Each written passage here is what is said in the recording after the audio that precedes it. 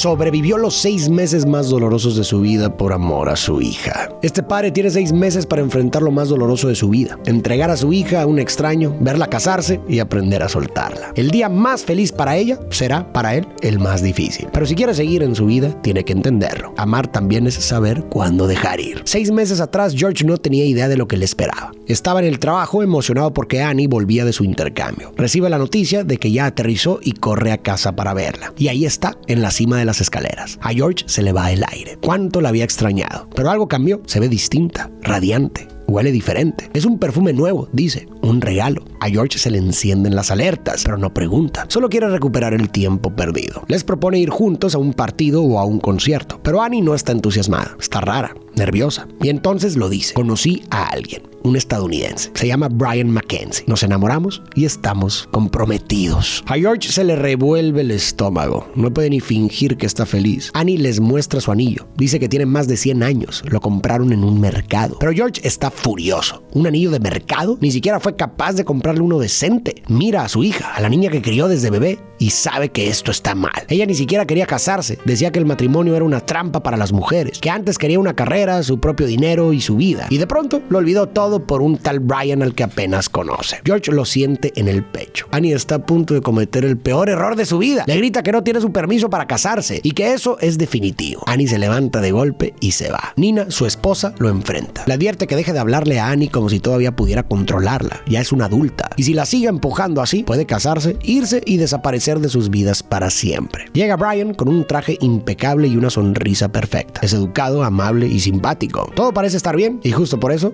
George no lo soporta. Porque si Brian sí es un buen chico, si Annie no se está equivocando, entonces sí se va a casar, sí se va a ir. Y George la va a perder para siempre. Apenas Brian ve a Annie y la besa con pasión. Y George siente como algo dentro de él se quiebra. Lo empieza a interrogar. ¿A qué se dedica? Brian responde que es un consultor de comunicaciones independiente. Independiente, tenía que serlo. Para George eso solo significa una cosa: desempleado. Brian explica que trabaja con bancos de todo el mundo, que instalan nuevas tecnologías y que es independiente porque sus servicios son tan caros que ninguna empresa puede tenerlo de planta. George no está convencido. Y de pronto ve la mano de Brian en la rodilla de Annie y luego empieza a subir. George está por explotar. Para George es demasiado escandaloso ver a otro hombre con Annie porque es un golpe directo a una verdad que no quiere aceptar, que su niña ya no es una niña, sino una mujer. A muchos padres les cuesta aceptar que sus hijos crecen y más adelante voy a explorar 2 razones particulares que podrían explicar esta dificultad. Brian dice que entiende cómo deben sentirse. Su hija acaba de volver del extranjero y ahora quiere casarse con un tipo que no conoce. Dentro de lo que cabe, quiere darle certeza, que es un buen ciudadano, un hombre responsable, nunca ha estado casado, nunca antes se había enamorado y Annie es la mejor persona que ha conocido. Quiere formar una familia con ella, apoyarla en todo, verla triunfar como arquitecta, verla feliz. Les asegura que no es un capricho ni la emoción del momento. Lo que siente por Annie es real. Nina llora, lo abraza, dice que es lo más bonito que ha escuchado, pero George no le compró ni una sola palabra. Annie y Brian van a salir a dar un paseo. George le dice a su hija que está frío, que lleve un suéter. Ella responde que está bien así. George insiste, hace mucho frío. Annie lo ignora. Pero entonces Brian dice, sí, está muy frío. Y en ese instante Annie va por su suéter. George se queda helado. Se da cuenta de que ha sido reemplazado. Annie siempre lo va a amar, sí, pero ya no es el hombre más importante en su vida y nunca volverá a hacerlo. Esta es una primera razón por la que a muchos papás les cuesta aceptar que sus hijos han crecido y están listos para irse de casa, porque sienten que ya no son el centro de su mundo. Durante muchos años fueron los héroes. Los niños querían estar con ellos, los buscaban y los necesitaban para casi todo. Y eso les daba un sentido profundo de valor y de utilidad. Ser papá significaba ser importante y necesario. Pero cuando los hijos crecen y empiezan a tomar sus propias decisiones, a tener su espacio, sus relaciones y sus planes, las cosas cambian. De pronto ya no eres la primera llamada que hacen cuando algo les pasa, ya no estás en el centro de su vida y eso puede sentirse como un tipo de duelo. No porque el amor se haya ido, porque el amor sigue ahí, sino porque ahora ocupa un lugar distinto, más al margen, y eso puede doler, porque implica aceptar que ya no se trata de proteger todo el tiempo, sino de acompañar desde otro lugar, de ser testigo en lugar de ser protagonista. Nina está extasiada. Brian es perfecto, es todo lo que una madre soñaría para su hija, pero George no se lo lo traga. Les suena actuado. No lo conocen. El tipo podría tener otra familia o un récord criminal. Días después van a conocer a los padres de Brian. Viven en un vecindario elegante, lujoso y para colmo, en la mansión más grande de todas. John y Joanna, sus consuegros, los reciben. Y para horror de George, son amables, educados y encantadores. Dicen que están felices con Annie, que es adorable, pero también son francos. Al principio la noticia los tomó por sorpresa. Se han conocido muy poco. Están jóvenes. George está de acuerdo con todo. Y entonces agregan, pero bueno, ya son adultos, pueden tomar sus propias decisiones. Tarde o temprano tienes que dejarlos ir y confiar en que lo que hiciste como padre fue suficiente. George se empieza a sofocar. Demasiada verdad, demasiado rápido. No estás listo para aceptarlo. Aquí está una posible segunda razón por la que a muchos padres les cuesta dejar ir a sus hijos, porque implica también soltar un rol que durante muchos años definió quién eras. Cuando un hijo llega a tu vida, todo gira en torno a él. Tus prioridades cambian y tu forma de pensar también cambia. Ser padre se convierte en parte de tu identidad. Eres el papá de, y todo eso viene con una responsabilidad muy grande, pero también con un enorme sentido de propósito. Entonces, cuando ese hijo crece y ya no necesita tus cuidados como antes, no solo estás soltándolo a él, sino que también estás soltando una parte de ti mismo, una parte que te daba sentido, y no es fácil redefinirse de un día para otro. George le dijo a Annie que se cubriera del frío, como lo ha hecho toda su vida, pero esta vez ella no le hizo caso. En cambio, cuando su prometido le dijo lo mismo, entonces sí se puso el abrigo. Y eso le dolió, porque para George cuidar a Annie siempre fue su responsabilidad. Ese fue su rol, y ahora ese lugar ya no le pertenece. Al menos no de la misma manera. George necesita un respiro. Se escapa al baño y encuentra la oficina privada de John. La curiosidad le gana. Husmea y ve una libreta bancaria. Se asoma al total y casi se le sale el corazón. De pronto escucha pasos. Entra la sirvienta. George se lanza al piso y se esconde bajo el escritorio. Entonces escucha un gruñido, luego otro. Está cara a cara con los Doberman de John. Está acorralado. Su única salida, la ventana. Salta al jardín y los perros lo persiguen. Termina cayendo directo a la alberca, con la libreta bancaria en la mano. Horas después, Annie les pregunta cómo les fue y ellos le aseguran que todo fue perfecto. Mejor que no se entere. Empiezan a hablar de la boda. Annie menciona la lista de invitados y George entra en pánico. 600 personas. Propone algo más sencillo. Podrían hacer un picnic. Él puede encargarse del asador. Nina lo reprende. Es la boda de su hija. Tiene que ser especial. Menciona que los papás de Brian ofrecieron cubrir la mitad de los gastos. Pero George se ofende. Quizás no vivan en una mansión, pero pueden pagar una boda decente. No necesitan ayuda. Nina les suelta otra bomba. Van a contratar a un coordinador. George no entiende que hay que coordinar. Solo es una boda. Nina solo se ríe. No tiene ni idea de lo que le espera. Al día siguiente conocen a Frank, el coordinador. Empieza por los pasteles. Annie está fascinada. Pero entonces George nota el precio. $1,200 por un pastel. Pero si es harina y huevo. Nina insiste, es la boda de su hija. George mira a Annie, a su niña, y no puede decir que no. ¿Por qué parece que los papás sienten un apego especial por sus hijas? ¿Por qué cuando se trata de ellas simplemente no pueden decir que no? ¿Será que hay algo en esa relación que no tienen con sus hijos hombres? Lo vamos a comentar en unos momentos. George recibe la cuenta por los invitados. $250 por persona por 600 personas. Casi se desmaya. Llega a la casa alterado y exige recortar la lista. Empiezan a eliminar nombres. Pero llega un punto en el que ya no se puede más. Entonces sugiere invitar a algunos, pero que no coman. Él no necesita comer. Los abuelos tampoco. Annie se entristece y se encierra en su cuarto. Más tarde, George la encuentra dormida con una revista en la mano. Cómo tener una boda bonita y barata. Hornear tu propio pastel, que una amiga tome las fotos, ponerte un vestido sencillo. El corazón de George se rompe. Quiere darle a su hija la boda que siempre soñó. En ese momento, decide dejar de quejarse y simplemente seguir la corriente. Hay algo especial en la relación entre un papá y su hija. Es difícil de explicar, pero muchas personas lo han visto o lo han vivido. Y varios estudios han encontrado que en general los papás tienden a ser más tiernos, comprensivos y protectores con sus hijas que con sus hijos. Una de las razones tiene que ver con la diferencia física. Las mujeres en general suelen ser físicamente menos fuertes que los hombres. Eso no quiere decir que sean débiles, pero sí puede generar una percepción de mayor vulnerabilidad. Y cuando un papá percibe eso, muchas veces se le activa algo muy primitivo y automático, el deseo de cuidar y proteger. Un estudio publicado en Behavioral Neuroscience encontró que los cerebros de los papás reaccionan con más intensidad al escuchar la voz de sus hijas que la de sus hijos. También se observó que cuando están con ellas suelen usar un lenguaje más cariñoso y emocional. Pero no se trata de querer más a una que a otro. Se trata de que esa relación despierta una parte diferente del papá, una parte más tierna. otra razón también puede ser cultural. Durante muchas generaciones, las mujeres fueron vistas como quienes necesitaban protección, mientras que a los hombres se les enseñaba a ser fuertes y a no mostrar debilidad. En ese contexto, a los hijos varones se les exige aguantar y no llorar, mientras que a las hijas se les permite ser vulnerables. Y eso podría hacer que muchos padres se ablanden cuando se trata de ellas, que les tengan más paciencia y que les cueste poner límites. Por eso, aunque George se haya quejado del gasto de la boda, cuando se trata de su hija, no puede decirle que no. Solo quiere verla feliz. Y es que más allá de las razones biológicas o culturales, lo cierto es que para muchas mujeres y sus padres existe una conexión especial. Por eso dejarla ir no es fácil. Para ese papá que la vio dar sus primeros pasos, que estuvo ahí cuando se cayó, cuando tuvo miedo, cuando le rompieron el corazón por primera vez, verla casarse es también una despedida. En el baile de bodas, él la sostiene, ella apoya la cabeza en su hombro y por dentro ambos saben que algo se está cerrando, que ya no es la niña que saltaba a sus brazos y que ahora pertenece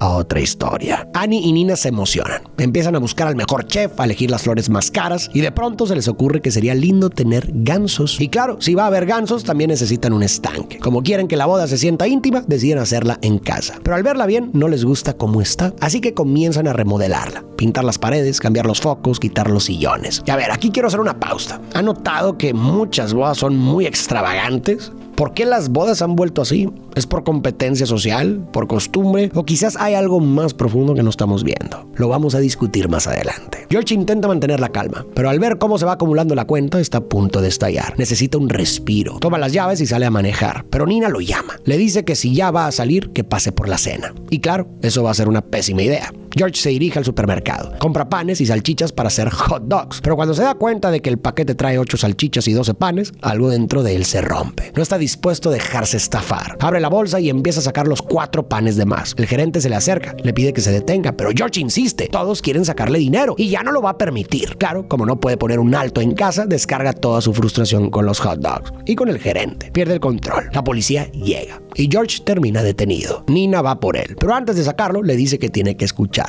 La boda de Annie no es una conspiración en su contra, es una celebración, una como las que millones de personas en el mundo acostumbran. Sí, va a ser caro, pero ellos tienen con qué pagarlo. No viajan, no compran joyas ni carros costosos. Han pasado toda su vida ahorrando justo para momentos como este. Le dice que lo va a sacar solo si promete dejar de estresarse, de quejarse por el dinero y de contarle a todo el mundo cuánto les está costando la boda. George intenta justificarse, pero entonces el guardia carraspea y suelta. Son $250 por persona. Nina le pide que piense en Annie, porque cada vez que él se queja, ella se siente culpable, como si estuviera siendo una carga. George lo entiende. Se dan un beso y vuelven a casa. Pasan los días y Brian empieza a integrarse cada vez más a la familia. Juegan todos juntos en el patio y aunque George no quiere admitirlo, empieza a parecerle un buen tipo. De pronto llega el primer regalo de bodas. Brian menciona que el segundo ya viene en camino. Sus papás están por llegar con él. George se emociona. Él también tiene un regalo que ha querido darles. Corre a su habitación para buscarlo. Pero cuando baja, ve que los padres de Brian les han regalado un carro. Se detiene en seco. Él nunca pudo darle un carro nuevo a Annie. Y ahora llegan sus suegros y lo hacen sin pensarlo, desde el primer momento. Mira su pequeña caja y se siente tan insignificante como ella. Annie nota su regalo y se emociona. George se avergüenza. Le dice que sabe que no es gran cosa, pero a ella no le importa. Abre la caja y encuentra una máquina de capuchino. George le explica que escuchó que ella quería una, que le dijeron que esa era muy buena. Annie está encantada, es justo lo que quería. Lo abraza y le dice que no podría pedir nada más. George la mira con el corazón lleno y responde: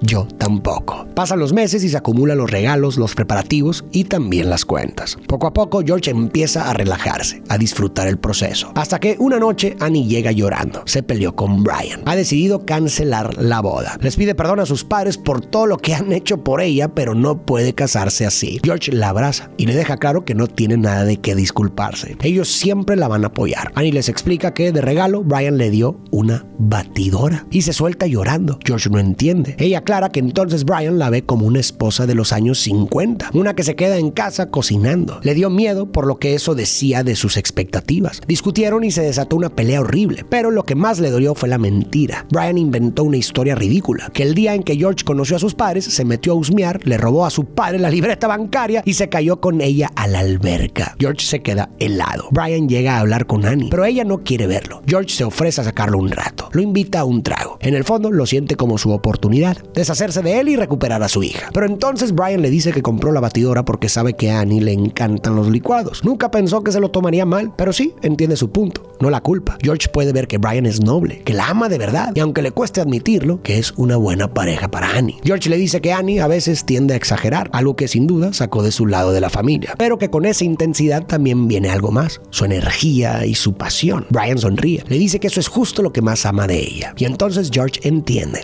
Annie es como él, Brian es como Nina. Puede ver que van a ser un gran equipo y reconoce que pronto va a tener que soltar a su hija. Ser padre es una de las paradojas más profundas que existen. Un hijo llega a tu vida completamente indefenso, depende de ti para todo. Primero para comer y vestirse, luego para hacer la tarea, montar una bici y aprender a resolver problemas, y con el tiempo para manejar lo que siente, tomar decisiones y empezar a construir su propia vida. Muchísimo lo aprende de ti. Lo que le enseñes o lo que no, lo va a marcar para siempre. Así cuidarlo se vuelve el centro de tu mundo, porque lo único que quieres es que esté bien, que tenga herramientas para enfrentarse al mundo. Ahí aparece la parte dura. Criar bien a un hijo es, en el fondo, prepararlo para que un día ya no te necesite, para que no dependa más de ti, ni para hacer la tarea, ni para montar la bici, ni para resolver problemas, para que tome sus propias decisiones, para que construya su vida, aunque eso implique hacerlo lejos de ti. Irónicamente, los padres que mejor hacen su trabajo son los que terminan volviéndose prescindibles. Y cuando ese día llega, muchos padres se sienten descolocados, porque aunque pasaron años preparándolos para ser independientes, nadie los preparó a ellos para soltarlos. Esa es la gran paradoja de ser padre. Los preparas para avanzar y te toca quedarte atrás. Les ayudas a encontrar su camino y cuando lo hacen, sientes que perdiste el tuyo. George vuelve a casa. Le dice a Annie que no se moleste con Brian. Solo fue un malentendido. Y que además esa historia absurda que Brian inventó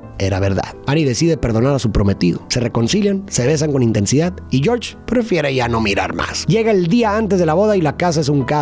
Esculturas de hielo, arreglos de flores, fuentes de chocolate y hasta los gansos. Y ahora sí, ¿por qué las bodas se han vuelto tan extravagantes y costosas? ¿Siempre fueron así o es algo que inventamos recientemente? Si miramos hacia atrás en la historia, vemos que las bodas solían ser mucho más simples. En muchos casos, ni siquiera eran una gran celebración. En la antigua Grecia, por ejemplo, lo que hacían para marcar la ocasión era compartir un pastel de sésamo y miel con la familia. En muchas culturas indígenas, la costumbre era que la pareja cocinara algo juntos como un símbolo de su nueva vida en común. Y en la Europa medieval se reunían en casa, comían con la familia cercana y listo. Incluso hasta bien entrado el siglo XIX, muchísima gente se casaba en su propia casa o en la pequeña iglesia del pueblo, con la ropa que ya tenían, sin trajes especiales y con apenas unos pocos testigos, los más cercanos. La idea de que una boda debe ser un evento masivo, romántico y costoso es bastante reciente. Y dentro de las muchas razones, ¿cuál pudo haber sido una importante? Bueno, que antes el matrimonio no tenía nada que ver con el amor. Era básicamente un acuerdo económico o político entre familias. Tú me das a tu hija y yo te doy tierras, vacas, dinero o alianzas. El matrimonio era casi como firmar un contrato. Pero a partir del siglo XIX se puso de moda la idea de casarse por amor. Ya no bastaba con que la unión fuera útil o conveniente, sino que ahora había que amar de verdad a la otra persona. Con eso el matrimonio se fue volviendo algo más personal y emotivo. Y claro, si era algo tan importante, había que celebrarlo en grande. Ahora bien, ¿es solo por eso que las bodas se volvieron tan costosas? ¿O hay algo más detrás de por qué tanta gente termina endeudándose solo para casarse? Eso lo discutiré más adelante. Llega la noche y Annie está empacando su maleta. George la observa desde la puerta y algo dentro de él se aprieta. Matt, su hijo pequeño, dice que la casa va a sentirse rara sin ella. George responde que definitivamente sí. Matt se va a su cuarto. Desde ahí le grita a Annie: "Buenas noches", y ella le contesta: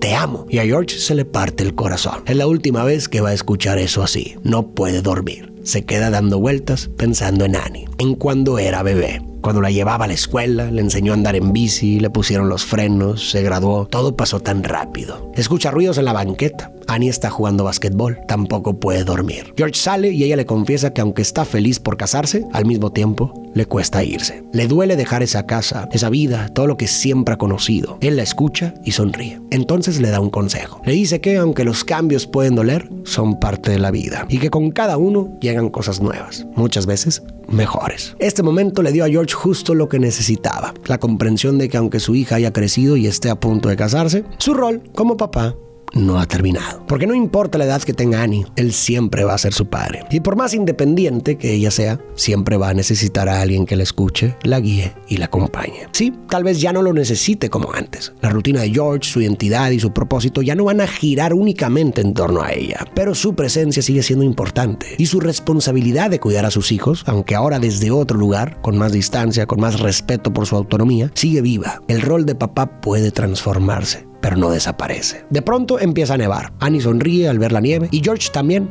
pero al verla a ella. Ella lo nota y le pregunta: ¿ya te estás preocupando por cuánto te va a costar esto? Él responde: no, solo pensaba que nunca voy a olvidar este momento. Llega la mañana de la boda. Están todos listos. Entonces George va a buscar a Annie y cuando la encuentra ya está vestida de blanco y se queda sin palabras. Minutos después están parados al inicio del altar y George piensa que este es el momento que ha temido durante 6 meses o tal vez desde hace 22 años. Pero al final del pasillo está Brian y sabe que es un buen chico. Así que respira hondo, toma a su hija del brazo, camina con su tesoro más preciado y la entrega al hombre que ella eligió. George se sienta en la banca y mientras todos miran hacia el frente, él mira hacia atrás. Piensa en cómo ya no la verá en pijama por las noches, ni esperándolo en la cima de las escaleras, ni bajando medio dormida para el desayuno. Su corazón se aprieta, pero la ve tan feliz que no puede evitar sonreír. Toma la mano de Nina y respira hondo. Annie y Brian dicen su sí, se convierten en marido y mujer. Y ahora sí, llega el momento de la fiesta. La casa se ve espectacular. Las flores, las mesas, la champaña, hasta los gansos. Ahora sí, lo que restaba discutir. ¿Por qué las bodas son tan estrafalarias? ¿Es solo por estética, por presión social o hay algo más profundo detrás? Como vimos antes, desde el siglo XIX, el matrimonio dejó de ser un simple contrato entre familias para volverse algo emocional y personal. Un punto de transformación en la vida de alguien.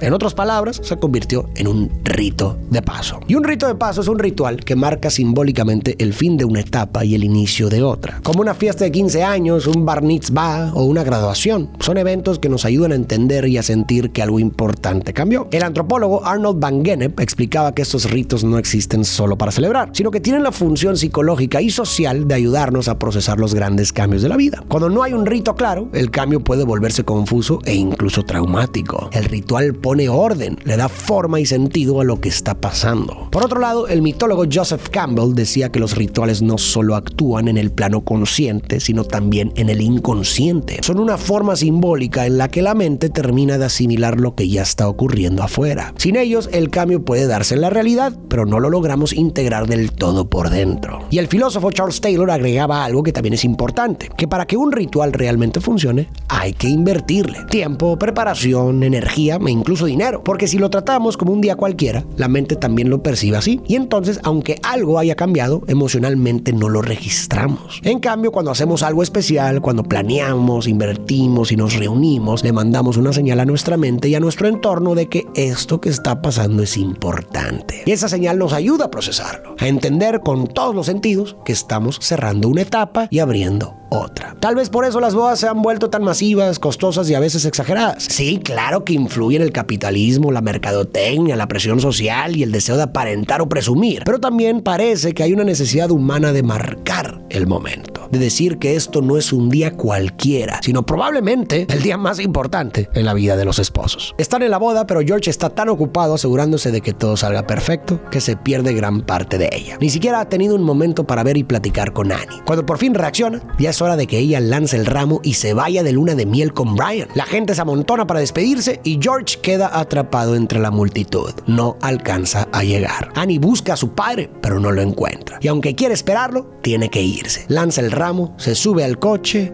y se va. George corre, intenta alcanzarla, pero es tarde. Annie ya se fue y él no pudo despedirse. Destrozado, espera a que la fiesta termine. Y de pronto la casa se siente vacía. No solo porque los invitados ya se fueron, sino porque Annie ya no está. Y entonces suena el teléfono. Es ella. George se ilumina de inmediato. Annie le dice que ya llegaron al aeropuerto, pero no quería irse sin despedirse. Y antes de colgar, le dice: papá, te amo. Es todo lo que George necesitaba oír. Le desea una buena luna de miel, le manda un beso y cuelgan. Y mientras Annie se dirige feliz a la aventura que apenas comienza, George mira a Nina y recuerda la vida que ellos, años atrás, también empezaron así. Ser padre, cuando se le hace justicia a la palabra, es uno de los actos más generosos que existen. Cuidas, proteges, te sacrificas y acompañas sabiendo que un día te tocará quedarte atrás. Y aún así lo haces. No esperas que te devuelvan el esfuerzo, el sacrificio, el tiempo o el amor que diste. Solo esperas que ellos también aprendan a darlo. Y así avanza la vida. Alguien te sostuvo,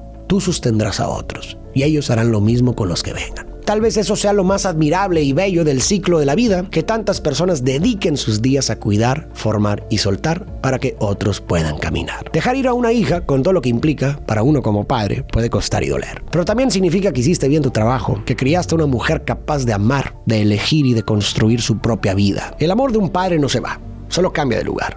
Y esa quizás es una de las formas más puras y desinteresadas de amar. Dejar ir sin dejar de estar.